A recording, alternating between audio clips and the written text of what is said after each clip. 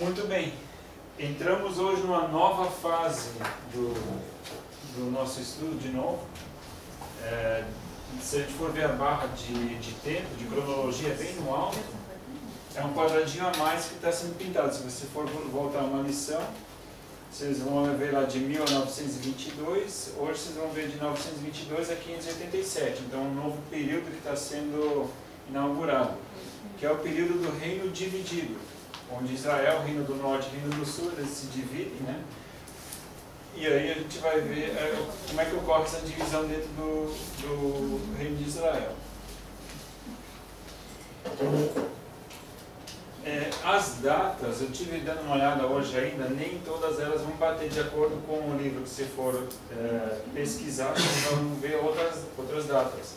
Aqui vocês têm 922, em alguns livros vai te dar um número de 930, mas enfim, diferença de 8 anos, né? Mas aí é uma data aproximada, né? Pegando então o livro ali, período do reino dividido, Jeroboão, descendência idólatra. Introdução. Por Salomão ter dividido o seu coração com a idolatria, Deus havia alertado de que o reino seria rasgado do seu domínio e de sua geração, e seria dado ao seu servo, menos uma tribo. Essa permaneceria debaixo da linhagem real de Davi por amor a este. Se a gente for verificar lá 1 Reis, capítulo 11, abra sua Bíblia lá em 1 Reis, capítulo 11.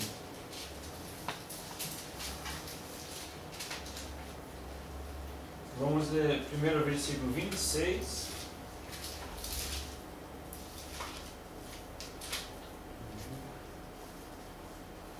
Versículo 26, depois o 28. 1 Reis 11. Desculpa, não, 1 Reis 11, versículo 11 a 13. Assim disse o Senhor a Salomão: já que houve isto em ti, que não guardaste a minha aliança e os meus estatutos que te ordenei, certamente rasgarei de ti este reino e darei a teu servo. Todavia não o farei nos teus dias por amor a Davi teu pai. Da mão de teu filho o rasgarei. Contudo, não rasgarei todo o reino, mas uma tribo darei a teu filho por amor do meu servo Davi, e por amor de Jerusalém, que escolhi. Aqui aparece de novo o nome Davi. Como a gente viu, foi justamente um homem bastante importante, que fez, assim, foi segundo a vontade de Deus. Podia ligar a luz agora, a gente não vai precisar da projeção. Isso. Daqui a pouco ela liga. Daqui a pouco ela vai ligar. Então, por amor a Davi, Deus fala para Salomão: olha, não vou rasgar. Mas por causa do pecado de Salomão, que ele dividiu o coração dele com a idolatria, com outros deuses, Deus fala: olha, vou dividir o reino. Isso vai acontecer então com Jeroboão. Veja agora o versículo 26, agora sim o 11, 26.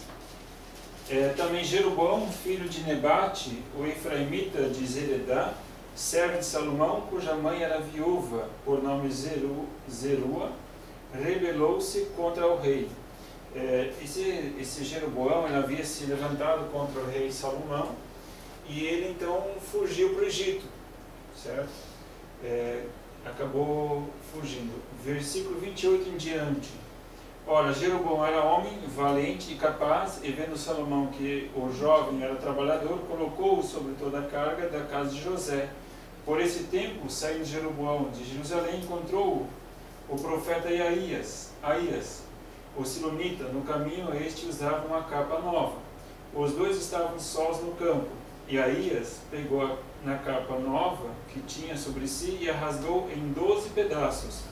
Então disse a Jeroboão: toma para ti os 10 pedaços, pois assim diz o Senhor, Deus de Israel: vê, rasgarei o reino da mão de Salomão, e a ti o darei as 10 tribos. Porém ele terá uma tribo por amor a Davi, meu servo, e por amor a Jerusalém, a cidade que escolhi dentre todas as tribos de Israel. Então já o profeta Aías se levantou, então ele se encontrou com Jeroboão, E aquela coisa parece bem semelhante àquilo que acontece com Saul, né? Saul, todo despretensioso, foi buscar as jumentas e quando viu, foi conduzido, dirigido para buscar Samuel, que profetizou que ele seria rei. E Jeroboão parece que acontece algo muito semelhante, que de uma forma bem despretensiosa, o profeta chega até ele, né, e é um sinal profético que o profeta faz, ele tira a capa, rasga 12 pedaços e 10 pedaços ele entrega na mão de Jeroboão. Que sinal é este? O profeta representava Deus, ou a voz de Deus. Sendo dessa forma, quem estava entregando essas 10 tribos na mão de Jeroboão? Deus. Era Deus. Então a responsabilidade não era nem com relação ao profeta, mas era diante de Deus, era uma responsabilidade muito grande.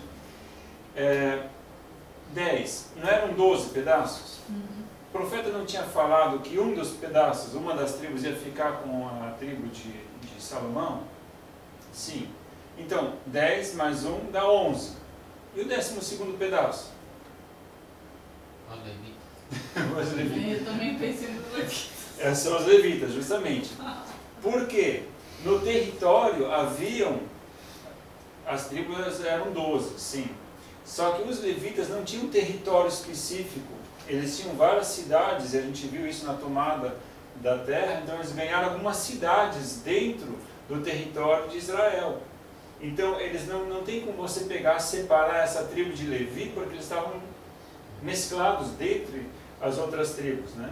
Então justamente ele pega os 10 pedaços, que simbolizam as 10 tribos do norte, e a tribo do sul, na verdade ela vai acabar ficando com 2, porque a tribo de Judá e Simeão. Simeão fica ali na vizinhança de Judá, e parte de Simeão vai acabar sendo englobada, incorporada por Judá, e eles vão acabar ficando com Roboão, que vai ser o filho de Salomão, que vai ficar com o Reino do Sul.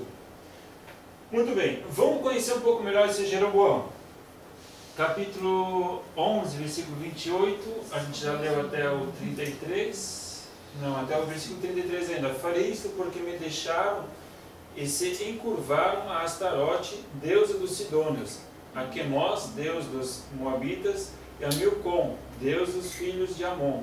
Não andaram nos meus caminhos para fazerem o que é reto aos meus olhos, nem guardaram os meus estatutos e os meus juízos, como fez Davi, seu pai. Aqui então a gente vê os pecados de Salomão, né? Foi justamente Salomão que se desviou e em idolatria começou a adorar esses deuses, o Quemós, Astarote, Milcom, Amon, todos esses deuses pagãos. Muito bem, versículo 35 diz assim: mas da mão de seu filho tomarei o reino, a saber, as 10 tribos, e as darei a ti. Falando aqui de Jeroboão. Versículo 37. Todavia, quanto a ti, eu te tomarei e reinarás sobre tudo o que desejar a tua alma. Serás rei sobre Israel. Se ouvirdes tudo o que te ordenar, e andares nos meus caminhos, e fizeres o que é reto aos meus olhos, guardando os meus estatutos e os meus mandamentos, como fez Davi, meu servo, eu serei contigo, e te edificarei uma casa firme, como edifiquei a Davi, e te darei Israel. Afligirei a descendência de Davi por causa disto, mas não para sempre. Salomão procurou matar Jeroboão, mas este se levantou e fugiu para o Egito, até com Sisaque, o rei do Egito, e ali permaneceu até Salomão morrer. Aqui existe uma promessa de Deus sobre a vida de Jeroboão. Jeroboão, ele tem a oportunidade de fazer aquilo que Davi fez.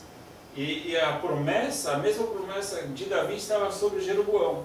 Ele falou: se você seguir os meus mandamentos, se você me obedecer, assim como eu fui com Davi, eu vou ser contigo.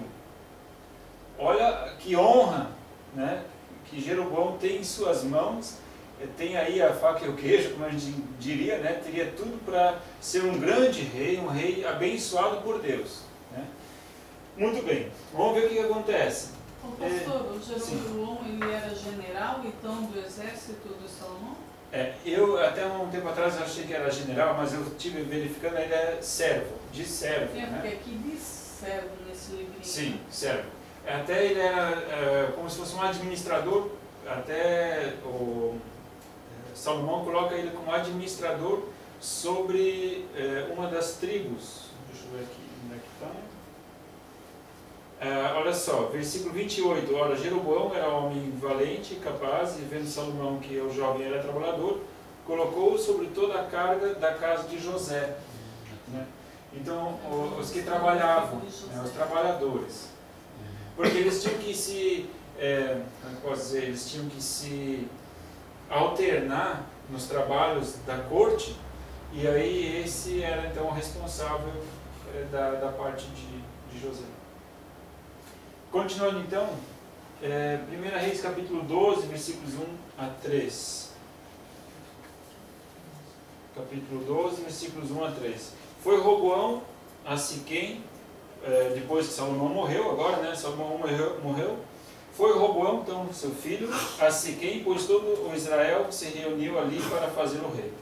Ouvindo Jeroboão, filho de Nebate, que ainda estava no Egito, para onde fugira de diante do rei Salomão, voltou do Egito. Assim mandaram chamá-lo, e Jeroboão e toda a congregação de Israel vieram a Roboão e lhe disseram. Então aqui aparece novamente a figura de Jeroboão, porque ele havia fugido, que Salomão queria matar ele, foi para o Egito, agora tinha retorno. Como viu que Salomão havia morrido, ele voltou. Claro, havia uma promessa sobre a vida dele, e ele voltou para ver o que ia acontecer. Aqui existe toda uma reunião que a gente vai ver mais para frente, quando a gente for estudar Roboão, mas o que interessa aqui é a figura de Jeroboão. Nesse encontro, nessa reunião do povo todo, a gente já sabe que antes de Davi assumir, Davi demorou 2 anos para assumir o reino do norte, porque já havia uma certa divisão ali entre o sul e o norte, não oficializada, mas já havia um desacordo, né, entre o sul e o norte antes mesmo de Davi assumir. Davi assumiu, Saul governou sobre o sul e o norte, mas quando Davi foi assumir houve uma resistência. A gente sabe que essa resistência foi vencida depois de 2 anos, e aí Davi governou sobre todo Israel. Só que agora essa divisão ela aparece novamente, e agora com mais força. Né? E tanto é que o reino do norte, eles têm como representante Jeroboão. Muito bem. Seguindo então, capítulo 12, ainda versículo 18 em diante.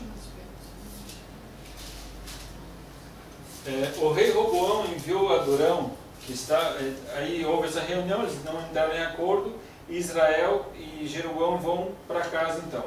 Aí o rei Roboão enviou Adorão, que estava sobre os que trabalhavam, forçados, mas todo Israel apedrejou e ele morreu.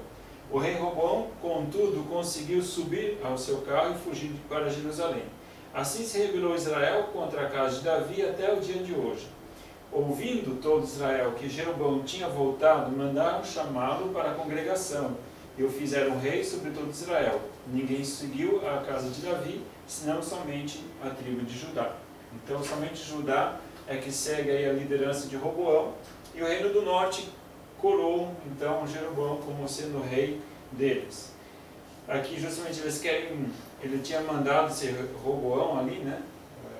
Não, o Adorão, porque ele era aquele que submetia as pessoas ao trabalho forçado.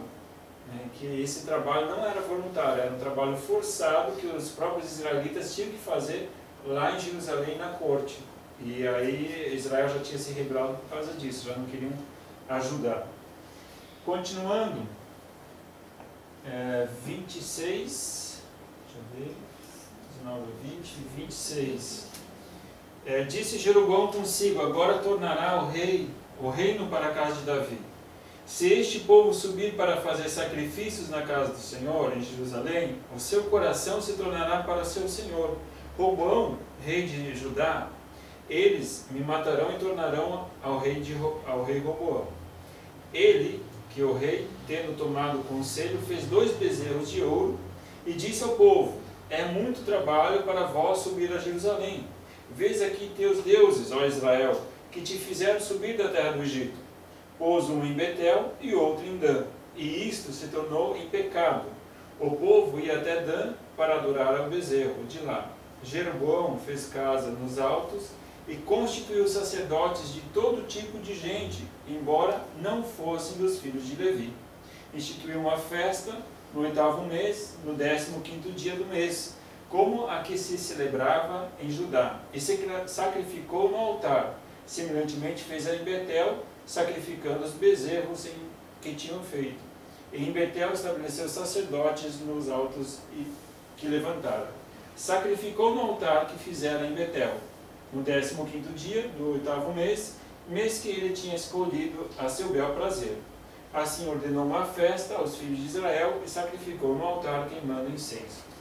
Aqui, o que Jeroboão faz? Ele é muito ardiloso, muito esperto, porque ele pensou consigo mesmo, até o texto diz, ele pensou consigo, vem cá, se as pessoas forem para Jerusalém para sacrificar, porque o único sacrifício que podia ser feito em relação a pecados era em Jerusalém. Pensou, se o meu povo agora vai para Jerusalém, vai sacrificar, vai adorar a Deus, eles vão se desviar, porque aí Roboão vai ficar esperto, vai convencer eles, vai fazer a cabeça deles, e eles vão se levantar contra mim, vão me matar, e Roboão vai governar sobre Israel inteiro. Eu vou me certificar então que eu vou ficar no governo, vou ficar no poder. Colocou 2 locais de adoração. Ele criou 2 deuses, e adivinha que Deus que ele vai criar? Né? Justamente um bezerro, justamente aquele que Moisés tinha moído para acabar, né? Porque eles tinham acabado de sair do Egito e fizeram aquela adoração ao bezerro. Né? Ele fez 2 bezerros, não bastasse fazer um, fez 2. Colocou um bem no norte, em Dan, se vocês forem verificar o mapa lá na página 49, Dan fica bem no norte de Israel, estão vendo? Ele diz, olha, né, para que ir até Jerusalém? É muito custo, né? Então, sacrifiquem, né? Assim o povo do norte não precisava descer até Jerusalém, que justamente esse era o foco, né? Sacrifica aqui perto, né? E já ele escolheu estrategicamente Betel, porque Betel ficava a caminho de Jerusalém. Vocês podem ver que ela fica bem no sul, fica na fronteira ali, né? Então as pessoas do mesmo jeito teriam que passar por Betel para chegar em Jerusalém. Aí, estratégia, né? Colocou ali também um bezerro de adoração. Colocou Samaria, vocês vão ver Samaria, vocês encontraram Samaria bem no centro ali. Samaria então é a capital, tá? Ele coloca Samaria como capital do Reino do Norte, né? E então essa é a forma dele governar.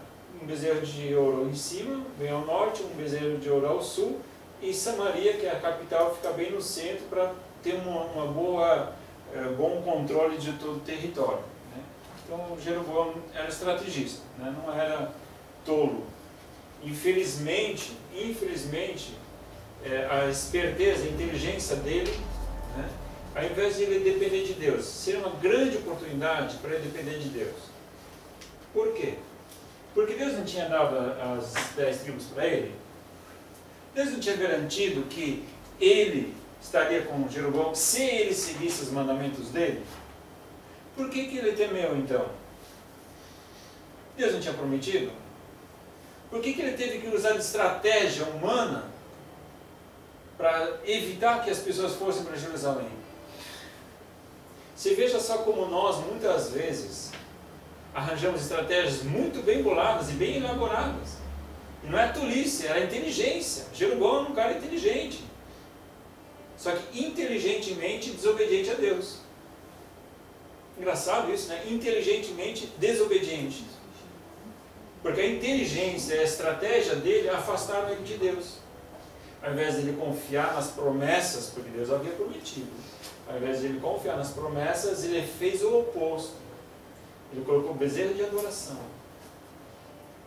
Então, serve como lição para a gente. Né? Não que Deus seja contrário à inteligência. Eu acho que Deus nos deu inteligência para a gente usar. Mas eu não creio que Deus nos deu inteligência para a gente declarar a independência dele. Porque aqui Jeroboão estava declarando a independência de Deus. Não precisava de Deus, ele tinha 12 desejos, ele tinha a inteligência dele. Então, infelizmente, ele acaba tomando uma decisão muito errada e isso vai custar o reino dele. Continuando mais um pouquinho agora, a gente leu 26 já? Foi, né? Vamos agora lá para o capítulo 14, versículo 6. Capítulo 14, versículo 6 em diante. Assim, ouvindo Aías o ruído de seus pés ao entrar ela, essa aqui é a esposa, só vou dar o contexto, a esposa de Jeroboão, filho de Jeroboão ficou doente. Aí ele fala assim, minha esposa, vai lá falar com o profeta Aías, porque esse cara ele fala com Deus lá, o que ele fala acontece. Então, vê lá o que vai acontecer. Só que não fala que você é minha esposa, nem o que você quer. Não fala que você é minha esposa. Vai lá, né? Vai se disfarça, né? Até coloca um disfarce lá para ele não saber. Só que quando chegou lá ele já não é brincadeira, né? Ele é profeta. Eu já ouvi falar, né? Um pregador falando uma vez, né? Ele falou assim, não adianta esconder as coisas de Deus. Porque Deus é tão dedo duro que ele vai botar isso, né? Ele vai revelar isso. Se a gente tenta esconder uma coisa, não adianta, né? E até um outro texto diz assim, agirá Deus sem proclamar isso pelos seus profetas? Será que Deus vai agir? Mas Deus, se ele vai agir, geralmente ele comunica a seus profetas. Então a gente pode ver que antes de Deus agir, Deus já tinha falado para Jeroboão o que queria fazer. Então Deus sempre adianta a coisa para que haja oportunidade para a pessoa se arrepender. Por isso que ele já vai falando antes, para ver se de repente de alguma forma a pessoa não mude, né? O que acontece aqui então, ela vai então até a casa de Aías, assim ouvindo Aías o ruído de seus pés ao entrar ela pela porta, disse, entra mulher de Jeroboão, por que te disfarças? Eu sou enviado a ti com duras novas.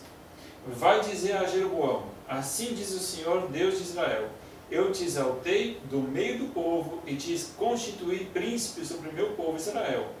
Eu rasguei o reino da casa de Davi e o rei eu dei a ti, mas tu não foste como o meu servo Davi, que guardou os meus mandamentos e que andou após mim de todo o seu coração para fazer somente o que era reto aos meus olhos.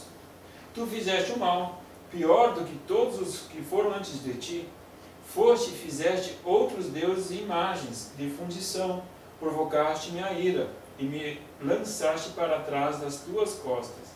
Por causa disto, trarei o mal sobre a casa de Jeroboão. Exterminarei de Jeroboão todo homem, escravo ou livre. Em Israel lançarei fora os descendentes da casa de Jeroboão, como se lança fora o esterco até que de todo se acabe. Quem morrer a Jeroboão, na cidade os cães o comerão, e o que morrer no campo, as aves do céu o comerão. O Senhor o disse. Tem essa palavra mais dura nesse momento, né? Mas olha só, Deus lembra o seguinte, eu entreguei nas tuas mãos, eu dei para você. E você tinha a oportunidade de seguir o exemplo de Davi, que fez tudo segundo aquilo que eu pedi. Agora, você não foi obediente, então está cancelado. O nosso contrato, eu tinha um contrato contigo, você rompeu as cláusulas, meu amigo. As cláusulas eram durante você cumprir, aí eu ia cumprir a minha parte. Agora você rompeu o contrato, então agora já era. Então aquilo que Deus tinha feito agora é desfeito por causa da desobediência de Jeroboão. Versículo 15 e 16 diz assim, e o Senhor ferirá Israel para que seja como a cana que agita nas águas, arrancará Israel desta boa terra que tinha dado a seus pais, e o espalhará para além do rio, porque fizeram os seus bosques, provocando o Senhor a ira, e abandonará a Israel por causa dos pecados de Jeroboão, o qual pecou e fez pecar a Israel. Aqui Deus já vai adiantando, na verdade Deus já vai adiantando essa profecia, gente, ela vai se cumprir vários anos depois, porque Deus já está adiantando, eu vou arrancar Israel dessa terra que eu dei, e vou lançar fora, para além do rio, vou levar para longe. Então essa profecia ela já vai lançando lá para o futuro, daquilo que ainda estava por vir, mesmo que a situação ainda não estava declarada ainda, né? Mas o profeta já vai jogando lá para frente. Versículo 21. Roboão, filho de Salomão, reinou em Judá, tinha 41 anos de idade quando começou a reinar, e 17 anos reinou em Jerusalém, na cidade que o Senhor escolhera, dentre todas as tribos. Não era isso que eu pensei. O que eu tinha anotado aqui? Pastor, esse Aías, existe o livro dele? Não. A gente vai ver agora, gente, vários profetas aparecendo que não tem livro. Não tem o livro de Aías, livro de Elias. Grande profeta Elias, mas não tem o livro dele. Livro de Eliseu. Pô, podia ter o livro dele, né? Imagina que bênção não ser, né? Livro de Elias. Quanta revelação não teria, né? A gente vai ver mais alguns profetas que ele profetizou, grandes homens de Deus, mas não tem um livro específico. Não quer dizer que esses são mais importantes daqueles que têm livro, né? Porque tem o Miqueias, tem o Oséias, tem o Malaquias e Naum e todos aqueles profetas menores ali, que têm livros. De repente um e outro vai aparecer no meio da redação aqui de Reis, né? Mas tem um livro, mas não aparecem tanto assim na história, né? Já alguns aparecem na história, mas não tem livro dele. Pastor, daí eles não escreveram ou não foram achados os manuscritos deles? Não se sabe. Não sabia. Ou o escrito dele foi incorporado na redação. Tá? Pode acontecer também. A própria redação dele pode ter sido incorporada na redação de 1 Reis. O que acontece, a gente pode ver, provavelmente deve ter acontecido com Elias e Eliseu. Quando a gente vai olhar a parte de Elias e Eliseu, vai falar muito do dia a dia de Eliseu, sabe? E aí pode ter sido incorporado já no texto. Continuando então, capítulo 15, 16, será que é isso? Não, 15, 16, 21. Deixa eu ver o versículo 16. Capítulo 14. E abandonará Israel, não, esse que a gente já leu. 16, 21. 16, 1 e 2. Capítulo 16, versículo 1 e 2. Pai, eu acho que esse é o capítulo 15. Deixa eu ver aqui. 15 e 21. Deixa eu ver o que tem aqui. Não, também não. Deve ser aqui, o 16, 1 e 2, então. Então veio a palavra do Senhor a Jeú, filho de Anani, contra Baasa, dizendo: Eu te levantei do pó e te pus por príncipe sobre o meu povo Israel. Mas andaste no caminho de Jeroboão e fizeste pecar o meu povo Israel, provocar-me e me provocaram a ira com os seus pecados. Por isso exterminarei a ti, Baasa, e aos teus descendentes, e farei a tua casa como a casa de Jeroboão, filho de Nebate. Aqui novamente aparece mais um profeta, chamado Jeú. Também não temos o livro de Jeú, mas tem o profeta, né? A gente pode ver então que na verdade Deus usou vários profetas para falar, fora aqueles que têm os livros, né? Usou vários outros, né? Para alertar o povo, para conversar, para despertar o povo para que buscasse a ele. Aqui no caso, Jeroboão, ele se torna um marco para Israel, Reino do Norte. Que marco é esse? Se o rei seguia as mesmas obras que Jeroboão, ou se o rei se afastava dessas obras de Jeroboão. Sendo que todos eles seguiram as obras de Jeroboão. Do Reino do Norte houveram 18 reis. E os 18 reis não obedeceram a Deus. Chegou um até que acabou exterminando alguns postes ídolos e tal, mas não tirou os bezerros de fundição, né? Então, ele até tentou fazer alguma coisa, mas não exterminou a adoração aos bezerros. Então significa que todos os 18 reis foram desobedientes a Deus.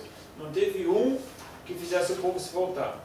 Aqui a gente pode ver que o povo ele se focava muito ao rei.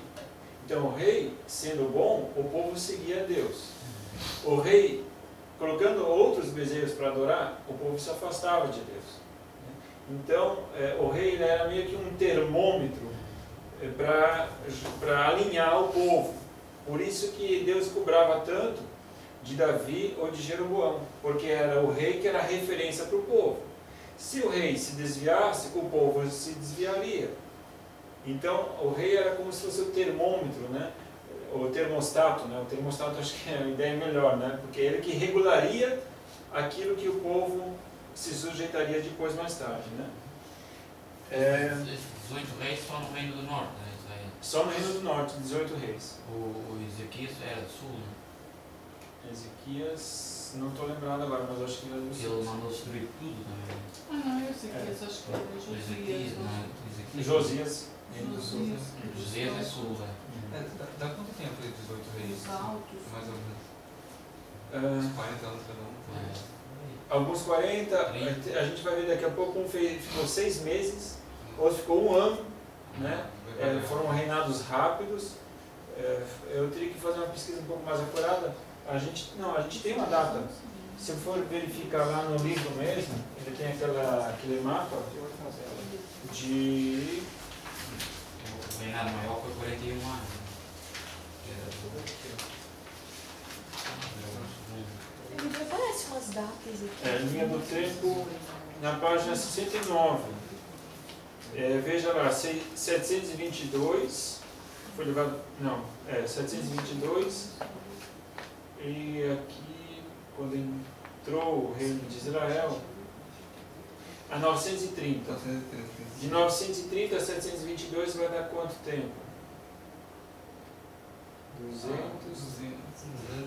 300, não dá 300 anos, né? 208. 208 anos. 208 anos. 208 divididos por 18? São 12, pelo menos. Enfim. Alguns ficaram até 40 anos, outros 20, mas aí teve um que ficou 6 meses, 1 ano, porque a sucessão ela era sempre feita muito violentamente, era de uma forma muito violenta. Era um general, que às vezes até recebia a palavra de Deus, vai lá, assume, né? O cara ia lá, matava o rei que estava lá e se colocava como rei, né? Então a sucessão sempre no Reino do Norte foi muito violenta, sempre envolvendo morte, ou até a própria mãe matando todos os filhos e sucessores para se manter no poder. É uma coisa assim, sanguinária, é uma coisa assim bem...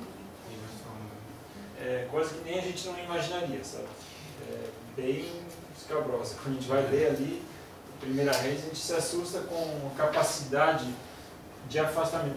Quando as pessoas se afastam de Deus, parece que todo bom senso vai junto, sabe? É bem triste de ver o que acontece.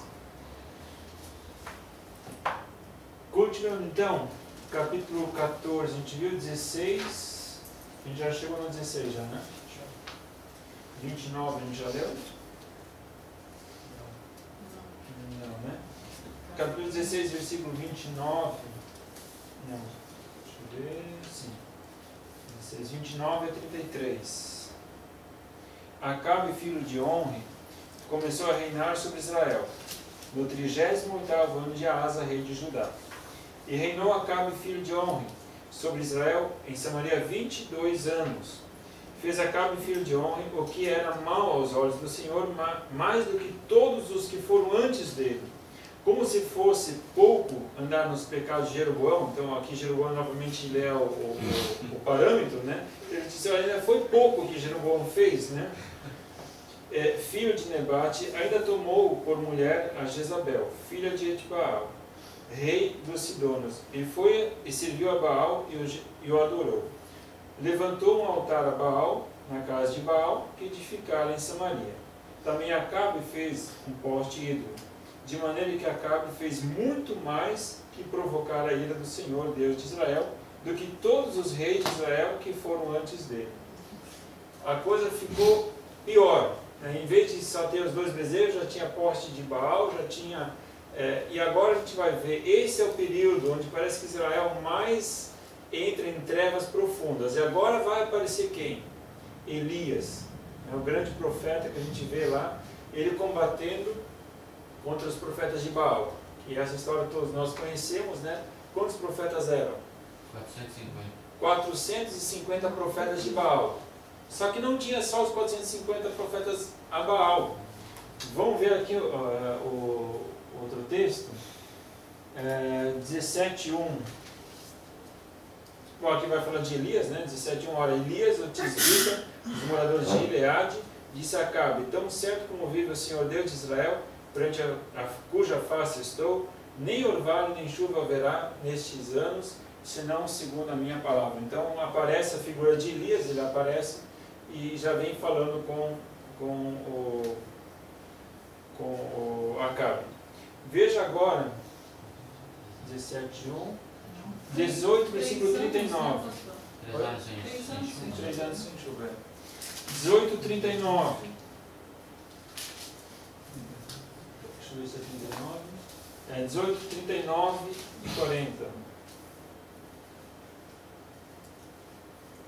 Porque vendo todo o povo, caíram de rosto em terra. Antes disso, eu queria ver os profetas, quantos eram aqui? Eram os 450.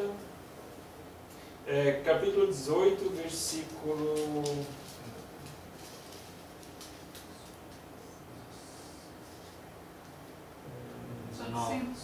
19, né? Agora manda reunir-se a mim todo Israel no Monte Carmelo e traze os 450 profetas de Baal e os 400 profetas do poste ídolo que comem a mesa de Jezabel. A gente sempre fala dos 450. Oi? Está 19, 18, 19. A gente sempre ouve dos 450. Mas tinha mais 400 do poste ídolo. Chega em torno quase, falta 50 para 1000, né? Imagina, reuniu 1000 profetas. E isso naquela luta lá, né? Para ver agora quem que era o verdadeiro Deus. Mas ele, pastor, uma dúvida, ele matou os 450 Elias ou matou os outros 400 também, ou seja, 850? Todos. Se eu não me engano, vai tudo. 850? Mais abraço? Vai. Daqui a pouco a gente vai ver o que acontece. Tá. Então, agora vamos lá para o versículo 39 e 40. Agora a gente vai ver a conclusão. Porque vendo todo o povo, então quando caiu o fogo do céu, foi visto, né, que Deus era o Deus Todo-Poderoso. Porque vendo todo o povo, caíram de rosto em terra e disseram: o Senhor é Deus, o Senhor é Deus. Disse-lhes Elias: agarrai os profetas de Baal, que nenhum deles escape. Agarraram-nos e Elias os fez descer ao ribeiro de Quizon e ali os matou.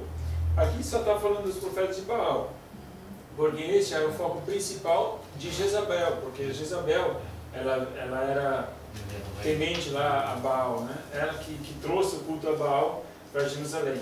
Mas com certeza os profetas do poste ídolo devem ter ido junto nessa aí, porque foi comprovado, né, de que era Deus que era todo-poderoso. Eu acho que nessa altura aconteceu assim, que fizeram as duas fogueiras, né, para ver quem acendia e, claro, Elias comprovou que Deus. Aí eles acho que se arrependeram e admitiram, então se prostraram e deitaram-se assim: olha, eu prefiro morrer. E às vezes é mais fácil para Elias matar pessoas que estão lá no chão e sopros do que fazer força, porque um homem contra 800... Mas não foi só isso. Aqui todo o povo, porque a gente pode ver que o próprio povo se prostrou de rosto em terra, né? E o próprio povo reconheceu, né? Olha só, que vendo todo o povo, caíram de rosto em terra, disseram: o Senhor é Deus, o Senhor é Deus. Então, e aí Elias os leva até as margens do ribeiro, Quizon, e ali foram mortos, né? Então, houve ali uma comoção do povo. Aí a gente acha: ah, legal, mudou, transformou, agora sim, agora Israel vai. Acabou a idolatria. Errado. Né? Houve toda essa manifestação poderosa de Deus, mas na vida de Israel não acontece nada. A gente pensa assim: poxa, mas como é que pode uma demonstração maior de poder do que essa? Não teria. Mesmo assim, o povo estava voltado para o pecado e não se arrependeu. Se arrependeu no momento. Foi uma coisa, aquela experiência do momento. a comoção e tudo mais, só que não foi um arrependimento superficial apenas, né? Pastor, esse dos profetas aqui que se arrependeram, por que eles foram mortos se eles se arrependeram? Depois que eles viram que eles dizem o Senhor é Deus, né? Depois que eles viram que acendeu a fogueira lá do Elias e não do Deus deles, né? Não diz que os profetas se arrependeram, mas que o povo que estava reunido, porque reuniu, juntou o povo também para ver esse combate, né? E o que a gente vê aqui foi o povo que se arrependeu. E Deus ordenou Elias para matar ele. Justamente. Porque aqui diz, quando o povo viu prostrar-se. Eles podem até ter reconhecido, o diabo não reconhece que Deus é Deus, mesmo assim. Não quer dizer que só porque tu sabe que é Deus, tu é com Deus. Neste momento, o que eu vejo aqui, a leitura que eu faço seria o povo que estava ali se comoveu, né? Mas não sei se entre esse povo os profetas se arrependeram. A Bíblia aqui diz assim, né? A versão aqui, né? Quando o povo viu isso, quando o povo viu, né? Todos caíram prostrados e gritaram. Os profetas também, né? Os profetas também se prostraram. Eu também entendo assim, mas claro. Não, mas se fala o povo é povo, você não falaria o povo e os profetas. Mas ele falou aí, tudo. Não, mas todo o povo. Né? Não falou Quando o povo via viu os isso, profetas. todos caíram prostrados e gritaram. Enfim. É que o profeta é povo, não é animal, né? Mas enfim, fica a dúvida. Tá, continuando então, capítulo, a gente estava no 18, vamos agora para o 2 Reis, capítulo 14. 2 Reis 14. Agora a gente já está caminhando mais para o final do reino de Israel. Né? Aqui existe toda uma sucessão de reis, todos eles desobedecem a Deus, a gente não vai entrar em detalhes. Capítulo 14, versículo 26 e 27.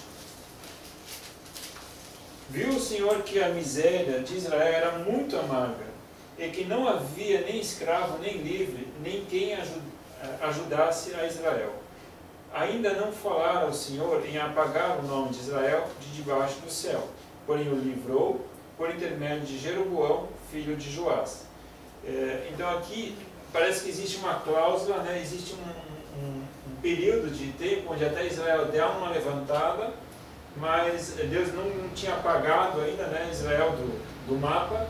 Em Jeroboão existe uma ascensão financeira em Israel, existe até um certo avanço financeiro, eles conseguem um período de paz em torno dele e um certo progresso, né? Então de repente o povo até acha, agora está tranquilo.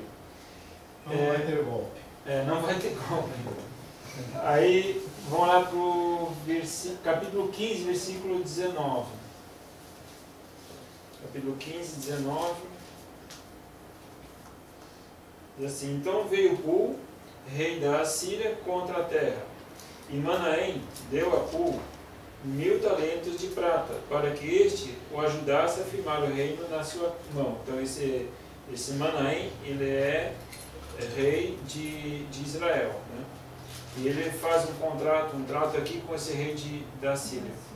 Manaém arrecadou esse dinheiro de Israel, de todos os poderosos e ricos, para o dar ao rei da Síria, de cada homem 50 ciclos de prata. Assim voltou o rei da Síria e não se demorou ali na terra. Aqui o reino da Síria ele vai avançando, chega até a divisa de Israel. Aí o rei de Israel faz o quê? Faz ali uma vaquinha, né? Uma vacona, na verdade, né? Fala com todo mundo que tem dinheiro lá, junta grana e dá para o rei da Síria pega e vai embora. Beleza, se safou por enquanto. Vamos ver como é que vai a sucessão aí. Versículo 29. Nos dias de Peca, rei de Israel, veio Tiglat-Pileser, rei da Síria, tomou Aijon, Abel Bet-Maaca e a Janoa, a Quedes, a Azor, a Gileade, a Galileia e toda a terra de Naftali, e deportou o povo para a Síria. Agora, o Tiglat-Pileser, ele já vem tomando a cidade, já vem invadindo o território e já vai levando o povo escravo. Né? Agora já não tem mais trato, já não tem mais acordo, e já vão limpando a terra. E aí, concluindo então, 2 Reis, capítulo 17, versículo 2 a 6. Fez o que era mal aos olhos do Senhor, contudo não como os reis de Israel que foram antes dele. Então esse aqui está falando aqui de Acaz, né? Não, Oséias. Contra ele subiu Salmaneser, rei da Síria, e Oséias ficou sendo servo dele e lhe pagava tributo. Porém o rei da Síria achou em Oséias conspiração, pois enviara mensageiros a So, rei do Egito, e não pagava tributo anual ao rei da Síria, como dantes. Portanto, Salmaneser o agarrou e aprisionou na casa do cárcere. Aqui Oséias, ele tenta fazer, não é o profeta Oséias, tá? Aqui é o rei Oséias, né, que não tem nada a ver com o profeta Oséias. E ele, aquela época era o seguinte, né, o Egito era grande potência no sul e a Síria era potência no norte. Então, ou você obedecia à Síria, ou você tinha as costas quentes com o Egito, ou um ou outro. E aí o rei de Israel tentou ser esperto também, né? Como o nosso amigo Jeroboão foi muito esperto, né? Ele tentou se garantir, fez uma aliança com o Egito, para o Egito dar suporte para ele. Quando o rei da Síria percebe essa jogada dele, aí foi o checkmate que faltava para arruinar, né? Até o versículo 6, a gente leu até o 5. O rei da Síria invadiu toda a terra e, chegando a Samaria, sitiou por 3 anos. Samaria era a capital de Israel, né? Sitiou por 3 anos. No 9º ano de Oséias, o rei da Síria tomou Samaria e deportou Israel para a Síria. Eles o fez habitar em Ala, em Gozã, junto ao rio Abor, e nas cidades dos Medos. Então aqui já foi o checkmate, né? Agora não tinha mais fuga, aprisionou o rei e levou cativo todo Israel, o reino do norte. Muito bem, para a gente concluir, ver por que aconteceu isso. Nesse capítulo 17 ainda, veja lá do versículo 13 em diante, o que está registrado aqui. O Senhor advertiu a Israel e a Judá, por intermédio de todos os profetas e de todos os videntes: convertei-vos de vossos maus caminhos e guardai os meus mandamentos e os meus estatutos, conforme toda a lei que ordenei a vossos pais e que vos enviei por intermédio dos meus servos, os profetas. Porém não deram ouvidos, antes endureceram a sua cerviz, como fizeram seus pais, e não creram no Senhor seu Deus.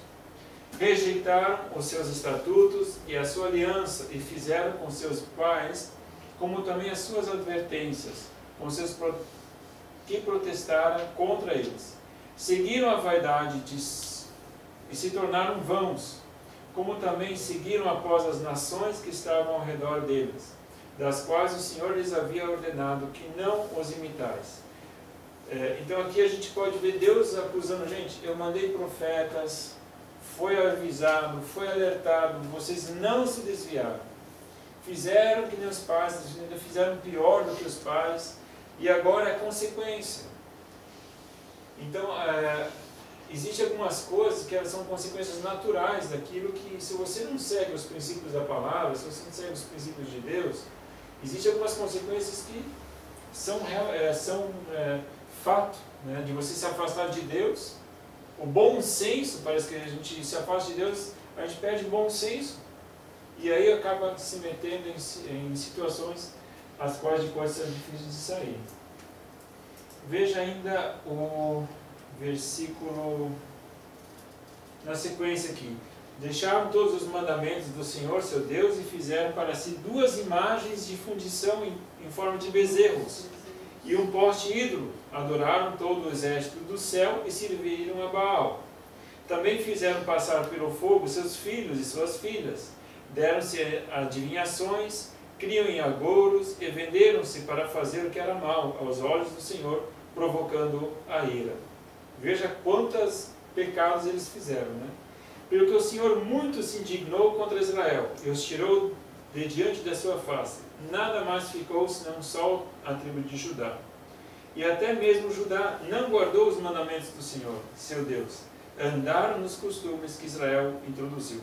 Pelo que o Senhor rejeitou toda a descendência de Israel. Ele os oprimiu e os entregou nas mãos dos despojadores, até que os expulsou de diante de sua presença.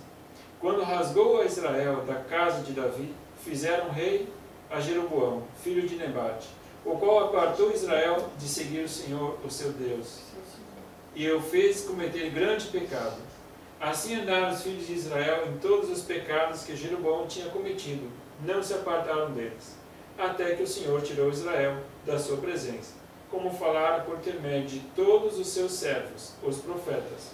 Assim foi Israel deportada da sua terra para a Síria, onde está até o dia de hoje, até o dia em que foi escrito. Então, o dia de hoje, enfim. Aqui então a gente tem a queda de Israel, acaba o Reino do Norte. Então a gente vê aqui uma das coisas que destaca esse texto, né, é a presunção, o egoísmo. As pessoas, elas tomam suas decisões, elas tomam baseadas na sua razão muitas vezes, e até às vezes bem intencionadas, mas nossa boa intenção, ela não pratica a vontade de Deus. Não adianta a gente ter boa intenção. O que é importante é a gente praticar a vontade de Deus. É isso que é importante. E assim como Jeroboão tinha a oportunidade de praticar a vontade de Deus, mas optou em não praticá-la, né? Assim teve as suas consequências. E todo o povo pagou por causa disso, né? Até houve um momento, a gente passou aquela parte, né, onde Elias, todo desesperado, diz: Deus, eu sou o único nessa terra que te adora, eu sou o único que se volta a ti, né? A gente poderia dizer, toda a nação se perdeu. O que Deus fala naquele momento? Não. Eu preservei ainda 500 almas, né? 500 pessoas que não se dobraram diante de Baal, diante dos deuses. Então, mesmo que a gente diga, né, que toda a nação se corrompeu, sim. Só que, ainda assim, a opção é individual, onde todas posso dizer, toda a ênfase maior, né, todas as características seriam da gente se afastar de Deus, a nossa opção é que vai definir, né, aquilo que vai acontecer com a nossa vida. Pastor, o pastor disse, né, que tinha intenção, mas eles não botavam em prática, só ficavam na intenção, né? Sabe que tem agora lembrei que tem um ditado, vamos dizer, muito popular e antigo, que se diz que de boa intenção o inferno está cheio. Então a questão é a prática, né? Muitos deles sabiam o que tinha que fazer, mas acabavam não fazendo. E os profetas sempre alertando, né? Voltem para os mandamentos de Deus, pratiquem os mandamentos de Deus. Enquanto isso, o povo ainda, né, se abstém. Se vocês quiserem, né, os profetas que vão pregar nesse período são Amós e Oséias. Se vocês quiserem ler Amós e Oséias, vão pregar justamente nesse período, né, que a gente acabou de estudar aqui. Amós e Oséias são os profetas que vão pregar para Israel, Reino do Norte, alertando eles aquilo que estaria por vir. Jonas e Naum já vão ser profetas que vão pregar para Nínive, que é a capital dos assírios, né? Então, justamente a Síria é aquela que está invadindo Israel, e Jonas e Naum vão pregar para fora.